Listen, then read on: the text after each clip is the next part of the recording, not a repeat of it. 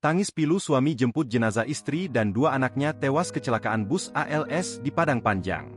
Seorang pria asal Bekasi harus mengalami duka mendalam setelah ditinggal istri dan kedua anaknya yang menjadi 3 di antara 12 orang penumpang tewas dalam kecelakaan bus antar lintas Sumatera, ALS. Ibu dan kedua anaknya itu mengalami kecelakaan di kota Padang Panjang, Sumatera Barat, Selasa, 6 Mei 2025. Informasi yang dihimpun di lokasi kejadian, kecelakaan tragis ini menimpa bus ALS Nopol BK7512FGA rute Medan ke Jakarta, Bekasi. Terlihat dari unggahan Instagram Sumber Kita ID, seorang pria tampak menangis ditenangkan oleh anggota polisi. Pria tersebut datang untuk menjemput jenazah istri dan dua anaknya yang menjadi korban kecelakaan maut itu. Kedatangannya disambut penuh kesedihan.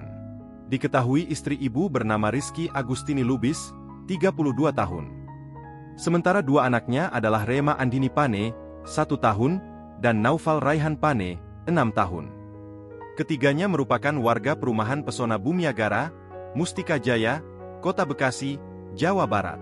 Betapa terpukulnya seorang ayah harus kehilangan istri tercinta dan dua buah hatinya sekaligus. Sebelumnya diberitakan, seluruh korban kecelakaan bus ALS di Padang Panjang telah dibawa ke RSUD Padang Panjang dan RS Yarsi Padang Panjang untuk mendapatkan penanganan lebih lanjut, Selasa, 6 Mei 2025. Diketahui, bus ALS Nopol BK7512FGA berangkat dari Medan pada Senin dengan membawa 6 penumpang tujuan Jakarta. Bus kemudian bertolak dari Medan dan menempuh rute kota Padang Panjang sebelum kemudian ke Pekanbaru dan seterusnya. Pada saat melewati kawasan Bukit Surungan, Padang Panjang, bus mengalami kecelakaan tunggal. Kecelakaan yang menelan korban jiwa ini terjadi pada Selasa, 6 Mei 2025, pukul 9 waktu Indonesia Barat.